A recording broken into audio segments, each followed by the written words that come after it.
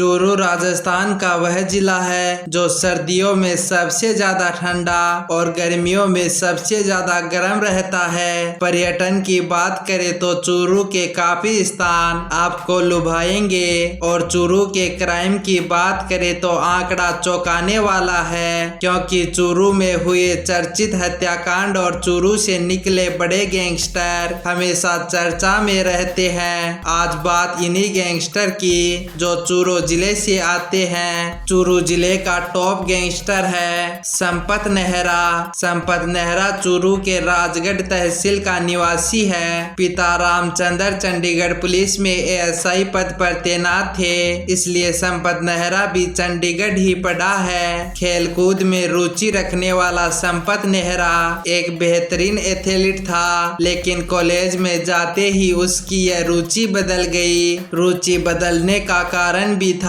क्योंकि कॉलेज में gangster Lawrence Bishnoi Sampat Nehra का सीनियर था, इसलिए खेल और पढ़ाई से मुंह मोड़ संपत नेहरा ने अपना ध्यान अपराध करने में लगा लिया। यहाँ रहते रहते संपत नेहरा लॉरेंस बिश्नोई का राइट हैंड बन गया।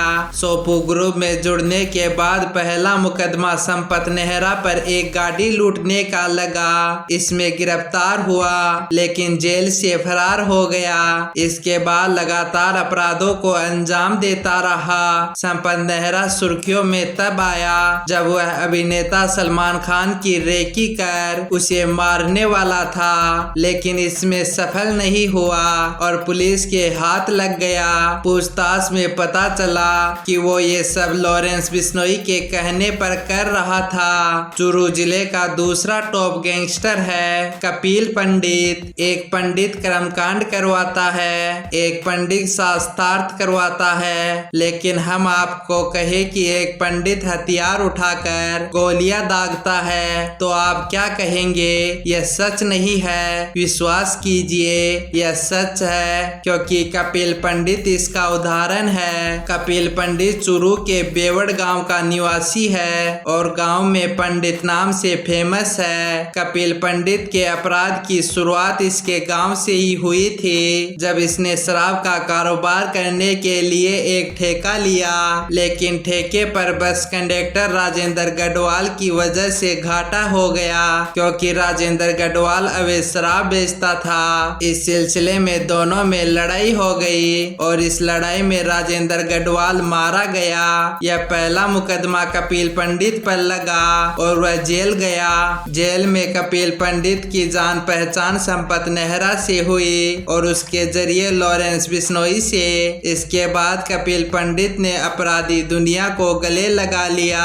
अभी कपिल पंडित का नाम सुर्खियों में सिद्धू मूसेवाला हत्याकांड में आया था। इस हत्याकांड में नाम आने के बाद कपिल पंडित विदेश भागने की फिराक में था, लेकिन पुलिस ने दबोच लिया।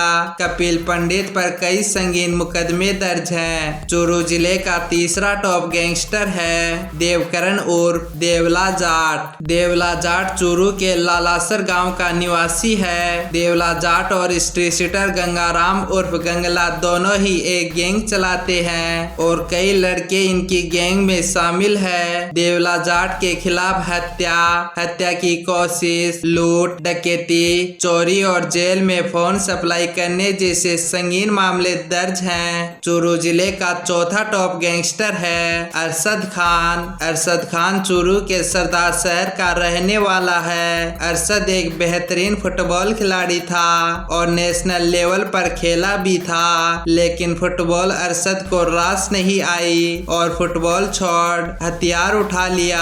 हाल ही में अरशद खान का नाम सिद्धू मूसेवाला हत्याकांड में सामने आया था। पुलिस का कहना है कि इस हत्याकांड में शामिल 2 गाड़ियों में से एक में अरशद खान भी शामिल था। इस मामले में अरशद खान को गिरफ्तार किया गया है। इसके अलावा भी अरशद खान पर कई मुकदमे दर्ज हैं।